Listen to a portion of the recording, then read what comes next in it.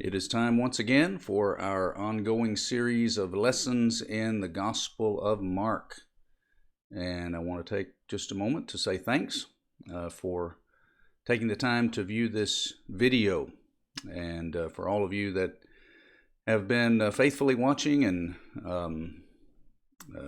offering words of encouragement on the series. Thank you for that. I'm glad that you're finding some benefit from it, and hope that will continue to be the case. We are in chapter 11, near the end of chapter 11. If you'd like to have your Bibles open there, we'll have most of the passages will come up on screen, but not all of them, so you might need to have your Bible there handy. Now, we have reached the final week of the ministry of Jesus, called the Passion Week.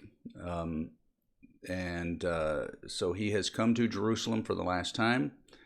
He is inching ever closer to his arrest and eventual crucifixion. And in our last class, we looked at, there in chapter 11, number of events. You had the triumphal entry, where Jesus comes into Jerusalem, and I'm bringing that up here on my Bible. You had the people, disciples that were, putting their coats down in front of him as he's riding in on this donkey in fulfillment of the Zechariah 9 prophecy. They are using messianic language to welcome him. Hosanna, save us now. Blessed is he who comes in the name of the Lord. That's verse 9. They mention blessed is the coming kingdom of our father David, verse 10. And we talked about their misunderstanding of the kingdom and what they expected out of Messiah. But at this point, that's who they're claiming that he is, and they're right. They just have a misconception about what that means. So he comes to Jerusalem. You have the cursing of the fig tree. We talked about that and its significance as an object lesson, a precursor to the cursing of the Jewish nation, because of their rejection of Jesus as the Messiah. And Jesus cleanses the temple, verses 15 through 19, throws out the money changers and the animal sellers and all of that. That brings us then to verses 27 and following of chapter 11. And so we're ready for new material. And we're going to see in this first section here, which will complete chapter 11, that Jesus has his authority challenged by the chief priests and the scribes and the elders. In other words, the leadership in the religious leadership there in Jerusalem is going to challenge Jesus on his cleansing of the temple and such. And so let's begin looking at that, beginning verse 27 of chapter 11. And they came again to Jerusalem. And as he was walking in the temple, the chief priests and the scribes and the elders came to him, and they said to him, "By what authority are you doing these things? Or who gave you this authority to do them?" So Mark says they came again to Jerusalem. Jesus, remember, has been staying the night in Bethany, a couple of miles outside of Jerusalem. And so when it says he came again to Jerusalem, it means, as this day started, he leaves Bethany, comes into Jerusalem, and he's walking in the temple. He's not in the sanctuary proper. He's in the temple area, the temple court area, where you had a lot of traffic. And so he's there where he had the day before caused a ruckus. And so the religious leadership, chief priests, scribes, elders, were coming to him, were saying to him, "By what authority are you doing these things? And who gave you this authority?" Well, as far as the activities were concerned that happened in the temple area, the chief priests and the scribes, the elders, they were the ones who had authority in that area.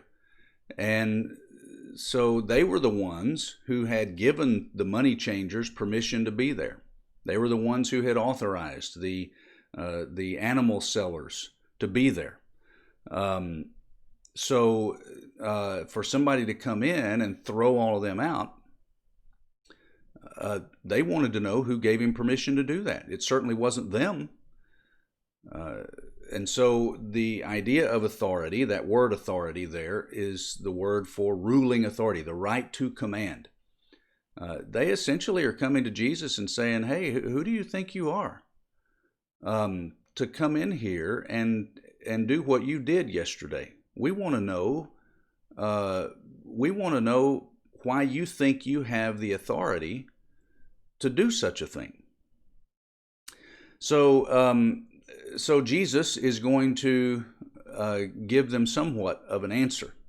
In verses 29 and 30, Jesus said to them, I will ask you one question. Answer me, and I will tell you by what authority I do these things. Was the baptism of John from heaven or from man? Answer me. So Jesus is, he's not fazed by their question. He's not intimidated by them.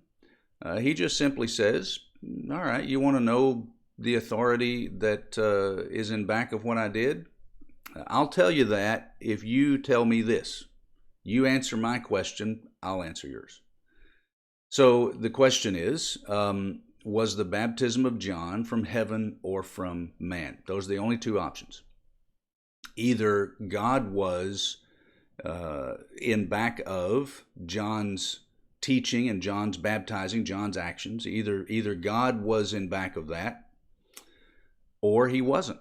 And if God wasn't the authority behind John's work, then John was doing it on his own, or by the authority of some other group of people, individuals. It didn't involve God.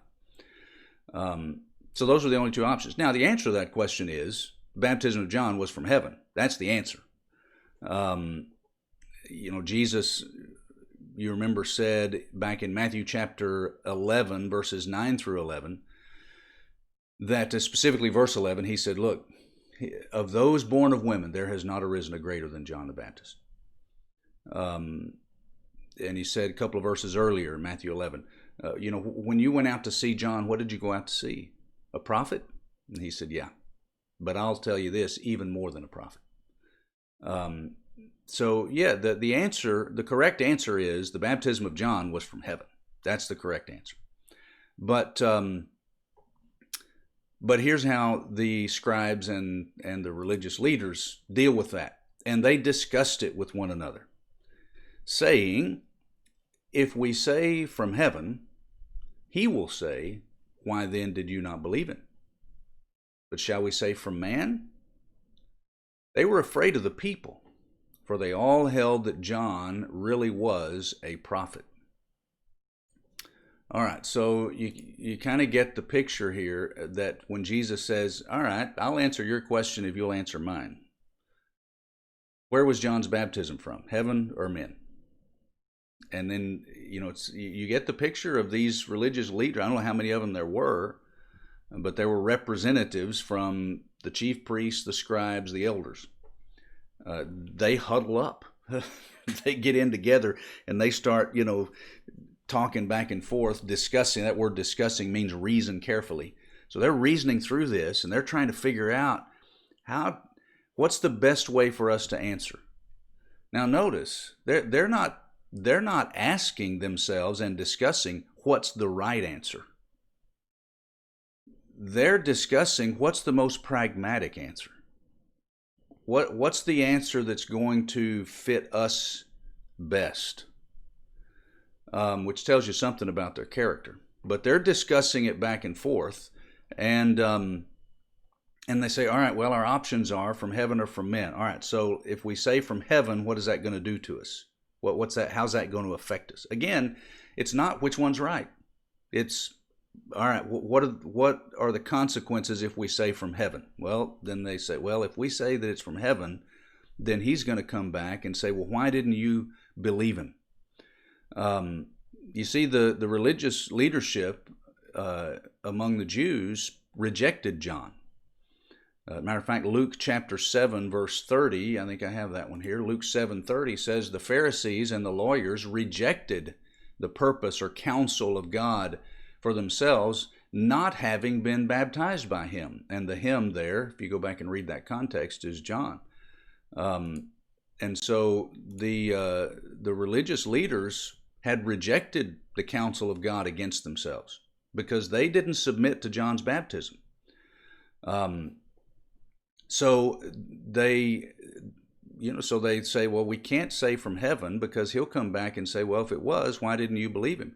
John identified Jesus as Messiah.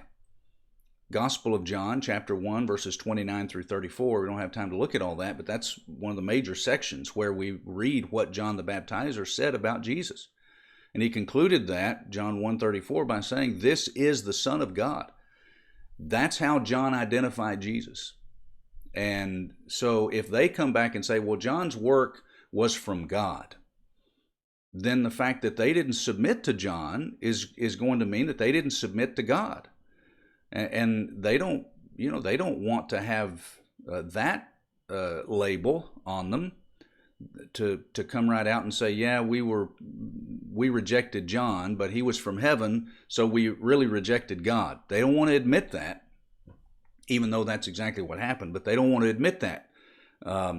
So we can't say from heaven because we didn't submit to John and his teaching, so we can't say that. Well, what's our other option? Well, the other option is it came from, his work was from man, that it didn't have God's authority.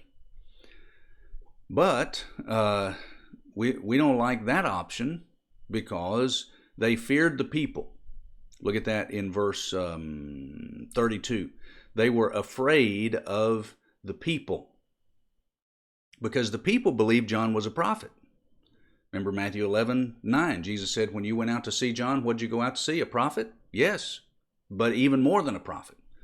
The populace believed John by and large. And so because they believed John was a prophet, they didn't want to belittle his work by saying that his work was really not God ordained, because then the people would turn against them. And they could not afford to lose more of the people, more of the populace. They had already lost so much of it to Jesus. What had the people done just a couple of days before when Jesus came into Jerusalem? Triumphal entry. They're throwing messianic language at Jesus. They're throwing coats down in front of him, and they're crying out for him to save them. So if they turn against John, they're going to risk losing more of the people. And it was all about power and control for those religious leaders. And they didn't want to lose more control. They didn't want to lose more power, more a status or clout in the eyes of the people. So they're stuck. And Jesus knows it. That's why he asked them the question. And so they deliberate through all of this, and then finally here's what, after who knows how long of huddled up together, weighing their options, here's what they said. So they answered Jesus, we do not know. And Jesus said to them, neither will I tell you by what authority I do these things.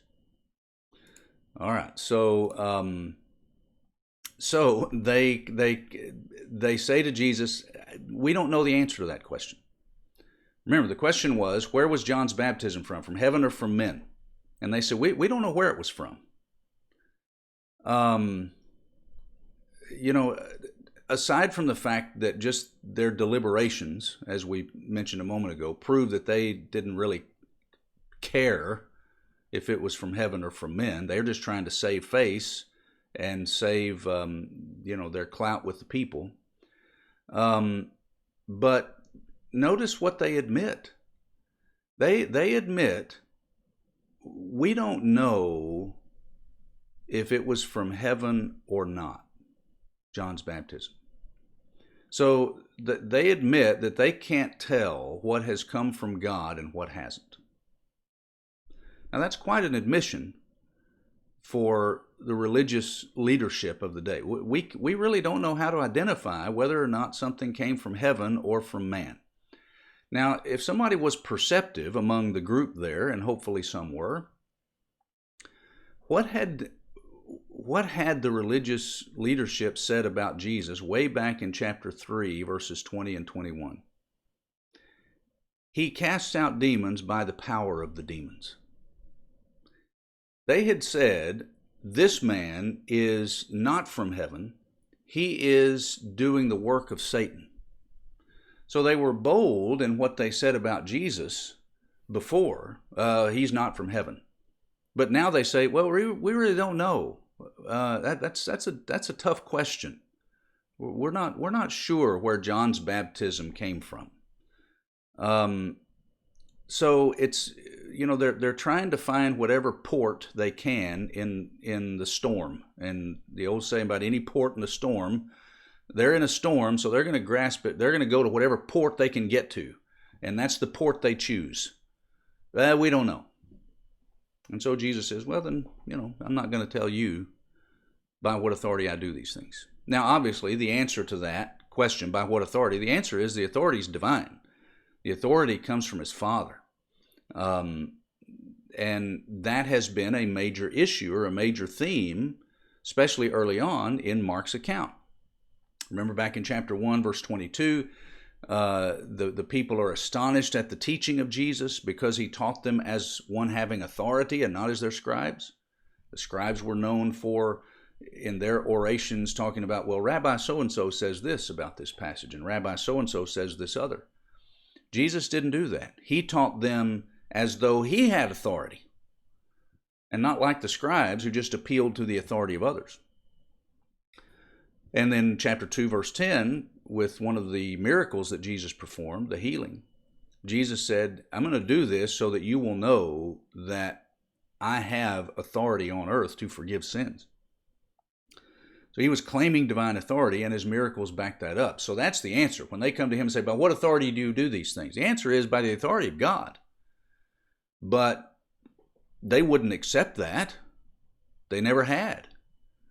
And they wouldn't accept it then, so he's just not going to tell them. He's not going to give them the opportunity to deal with a direct answer. Now, what's interesting is what happens next.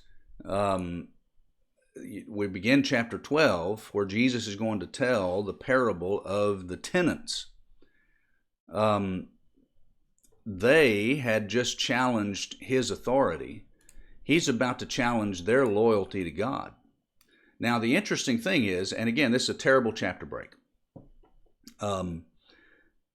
because we have that tendency, just by the way things are laid out, that you end a chapter, the scene in our minds, the scene fades out, end of that act, end of that scene, and then new chapter begins.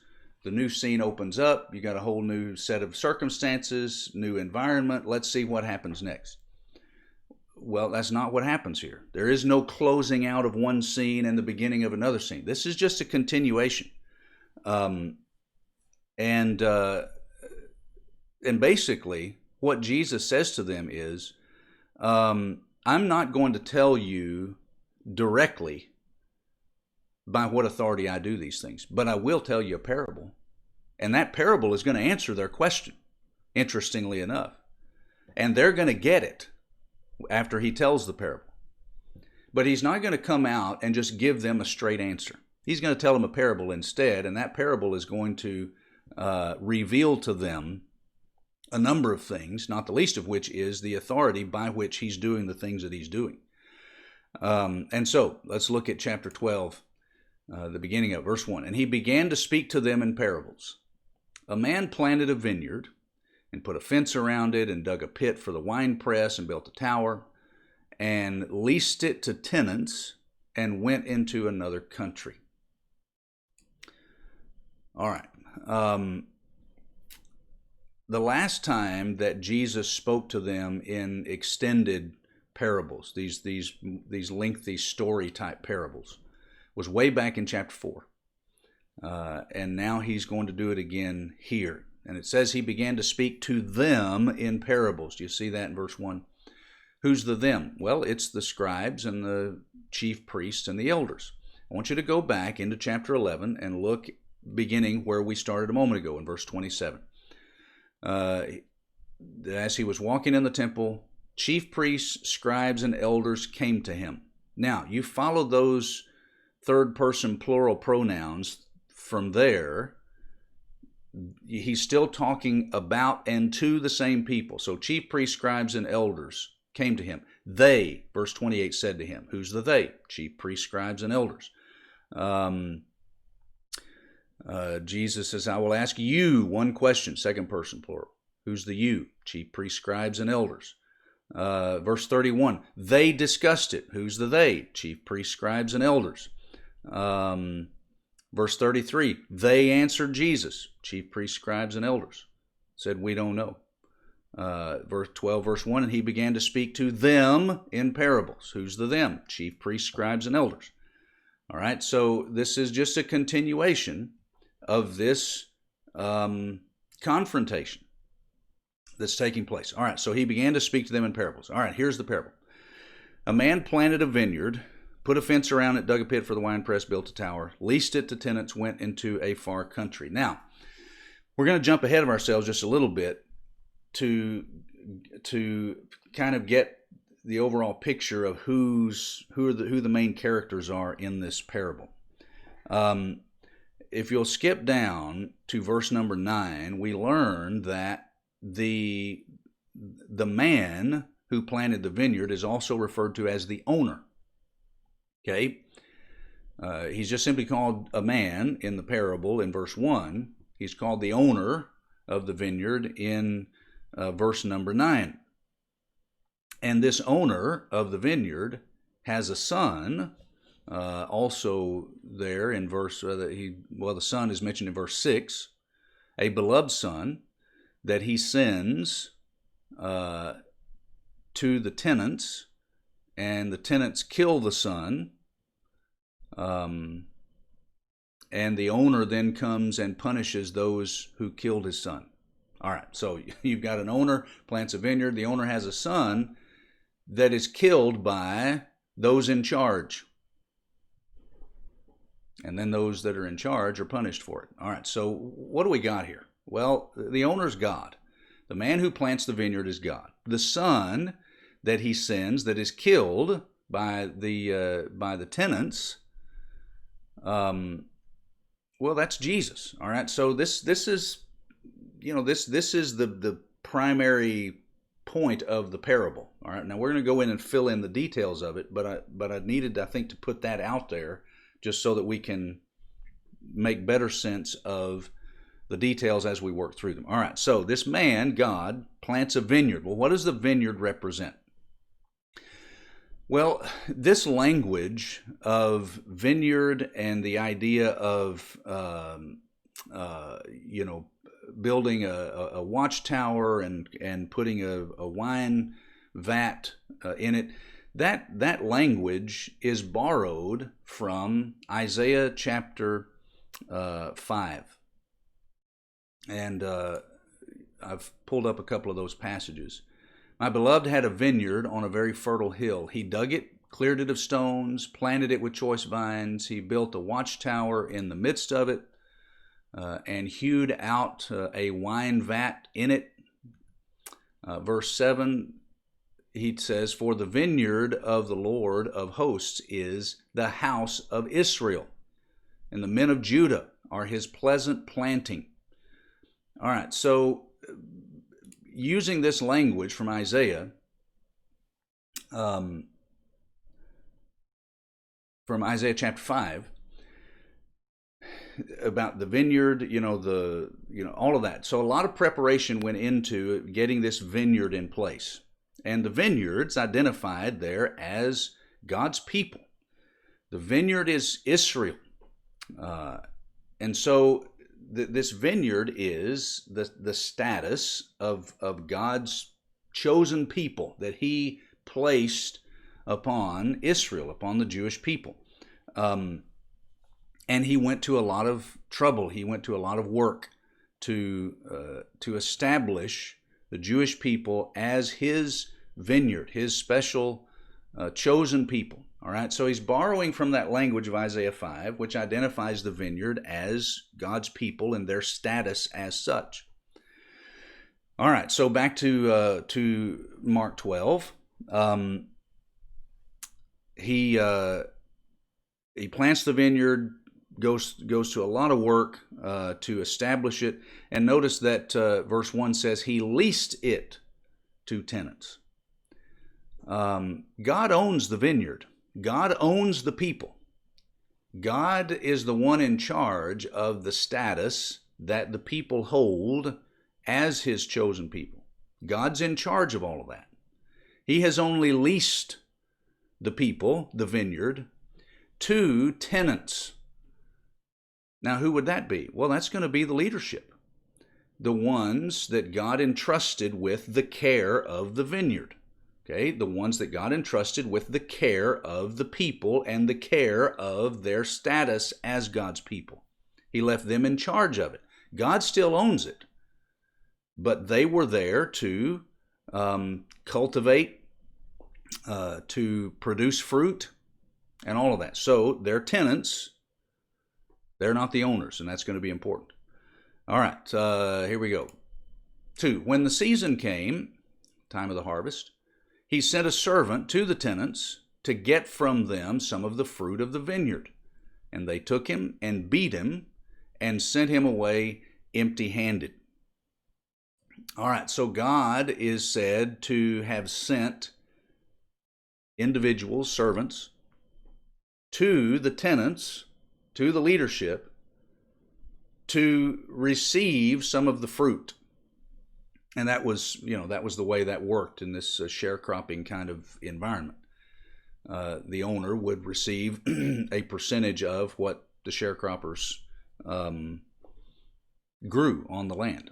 All right, and so as the parable lays out, the owner sends servants to get from them some of the fruit. Well, fruit's evidence of growth and maturity. They were the tenants, the leaders of the people, were the ones that were supposed to lead them spiritually, to help them to grow and to mature, to help create people that are devoted to God as people are born into the families. The leadership supposed to help cultivate their growth and maturity and keep the people close to God and all of that. Well, God sent individuals periodically to see how that was going. Well, who would those have been? I think those are the prophets that God continually sent to his people to inspect the fruit and to be God's representatives to see how the tenants were dealing with the vineyard that he left them in charge of. And so that process continues. So he sends a servant and he's mistreated. Now 4 and 5. And again he sent them another servant. And they struck him on the head and treated him shamefully. And he sent another, and him they killed. And so with many others. Some they beat, and some they killed. Okay, so the owner of the vineyard just keeps sending servants. And the tenants keep persecuting them, beating some, killing others. And this they did with many.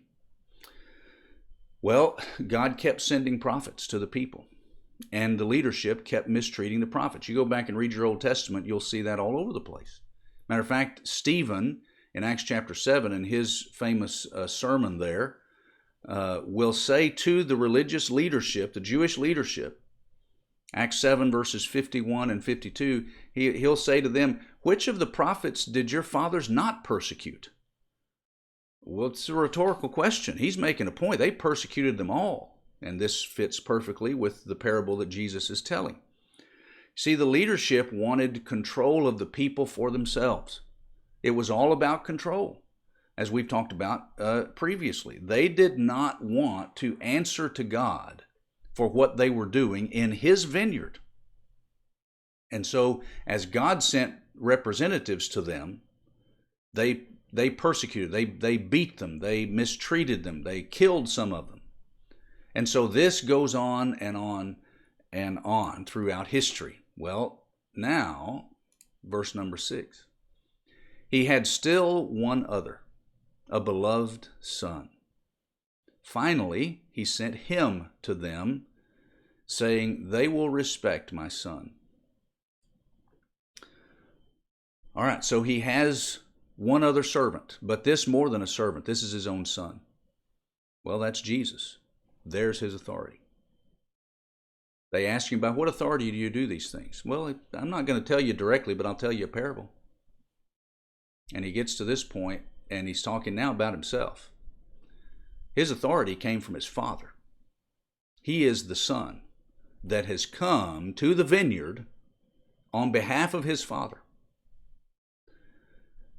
Now, when the owner says in the parable, they will respect my son, does that mean that God didn't know what was going to happen to Jesus? No, it doesn't mean that. That would put that, if that were what was intended, that would put that passage at odds with tons of other passages that indicate that God knew exactly what was going to happen. Jesus knows exactly what's going to happen.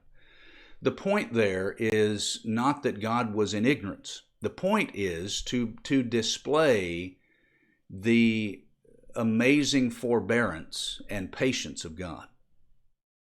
That God had sent prophet after prophet after prophet, and they rejected him. But God was still willing to send his son to try, to turn them around, to help them to see. And so God's patience is on full display. Not willing that any should perish. 2 Peter 3, verse 9. All day long I have stretched out my hand to a wicked people. Isaiah 65, verses 2 and 3. And so he sends his son. Just like he had in his patience and forbearance had sent prophet after prophet after prophet. But the tenants said to one another, this is the heir. Come, let us kill him, and the inheritance will be ours. And they took him and killed him and threw him out of the vineyard. All right, so the tenants in the parable recognize that this is the son, that he is the heir, and they say, well, let's kill him, and if we do that, the inheritance will be ours. The vineyard will be ours. The people will be ours. The rule of the people, the status, we can hold on to that if we get this son out of the way. See, that's what they wanted. They wanted to maintain control of the people. They wanted to maintain control of their status as God's people. They wanted to maintain the authority over the vineyard, God's people. And they said, our best way to do that is to get rid of the son. They think killing the son is the way for them to keep the vineyard for themselves. But what did they forget? They forgot they don't own the vineyard. What will the owner of the vineyard do? Well, we'll get to the answer to that in just a moment. Who's the owner of the vineyard? That's God. Remember, God had only leased it to them. They were acting as if they were the ones that had complete authority over the vineyard. God had only leased it to them. He's the owner. He has authority over them. They forgot that. They wanted the vineyard for themselves, and they felt like this was the best way for them to keep the vineyard in their own authority and in their own rule. Get rid of the son. What had Jesus come to do with regard to the vineyard? He had come to reestablish God's authority over it. Remember that all the way back to chapter 1, verses 14 and 15. Repent, the kingdom, the reign, the rule of God has come near. Jesus had come to take back the vineyard from the tenants. He was the son of the owner. But they didn't want to give up authority. They didn't want to give up their control of it. And so that's why they had been fighting him the whole way. And now they've decided, look, if we want to keep our control, we've just got to get him out of our hair. And so we'll kill him. All right, so back to verse 9. So what will the owner of the vineyard do? He will come and destroy the tenants and give the vineyard to others. In a scenario like that, the owner's not going to put up with that. He's going to come and clean house. And God was going to do that with the tenants, with the religious leadership. God's selection of his people. God had it within his power to bestow the status of his chosen people on whoever he wanted, on whoever was a part of his plan. God is going to take that status that had been on physical Israel, and he's going to give it to others. Who's that going to be? Well, that's going to be the church. God's reign and rule for so long manifested in the physical people Israel is going to be then set upon his church. That will be the manifestation of his kingdom, his rule, his authority after his death and resurrection. And so God is, again, taking control of his kingdom. Now, to bolster that, he says, Jesus does, have you not read this scripture? The stone that the builders rejected has become the cornerstone. This was the Lord's doing, and it is marvelous in our eyes. Have you not read that scripture, Jesus asked? Well, that's a quote from Psalm 118, verses 22 and 23. The stone that the builders rejected is Jesus. The stone is Jesus. The builders are the tenants, the Jewish leadership. They rejected the stone, but the one they rejected has become the head of the corner, the cornerstone, the foundation upon which God is going to build his kingdom. Now the point there is, or one of them is, that God did not need the permission of the Jewish leadership to establish his kingdom his way. They could reject the stone if they want to, but God is going to use Jesus as the head of the corner, the cornerstone for what he's building. Reject him? Fine. He's still going to establish his rule and authority. God didn't need their permission, and they could not stop God from doing what God was going to do. That's verse 11. This was the Lord's doing. Though they rejected him, God still used him to establish his authority. That was the Lord's doing. It was by the determinate counsel and foreknowledge of God, Peter will say in Acts 2, verses 22 to 24. All right, so there is there he tells the parable, all right? The parable of the tenants, right? So we've kind of worked our way through that. Now, verse 12, and they were seeking to arrest him, but feared the people, for they perceived that he had told the parable against them. So they left him and went away.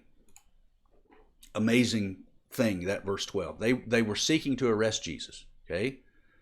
Right? They're the tenants, and what are the tenants going to do? They want to kill the Son. And they are looking for an opportunity to do that. They are looking for an opportunity to seize him in fulfillment of the parable. But they don't. Why? Because they're afraid of the people. Again, back in chapter 11, verse 32, same thing was said. They feared the people in reference to John and their view of John, so they didn't want to rile the people. Well, now they're not. They want to seize Jesus right there in the temple, with everybody else around. They want to seize him, but they don't because they're afraid of the people. What had the people done 2 days before? Triumphal entry. Jesus was still popular among the people. Now their allegiance is going to turn at the end of the week. But right now, the leadership is afraid of causing an uproar and having an uprising among the populace if they openly arrest Jesus and take him away to be killed. So they leave him and go away. But notice that Mark says, they perceived that he told the parable against them. they got it. Now, prior to that, they hadn't.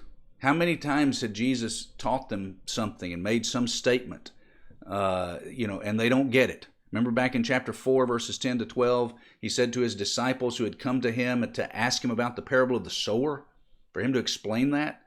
And he said, for you it's been given to understand those things. Why? Well, because they sought additional information. They would come to him and say, explain this to us. And so he would open up, he would tell them. But to others, it's not been given to understand. Why? Because they don't want to understand. And so everything to them is just a parable. It's just a story. Well, finally, they get it.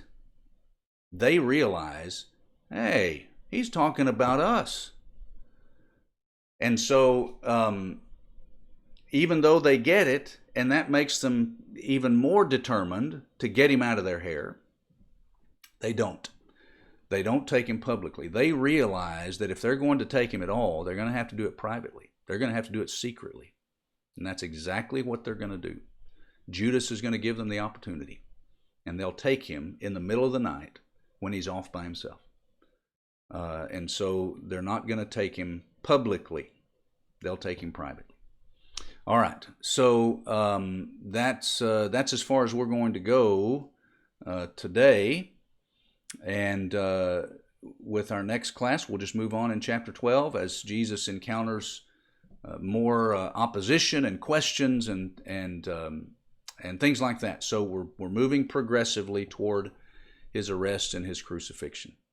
All right, so thank you for being here today for our class, and we'll do this again next week, God willing. Love you.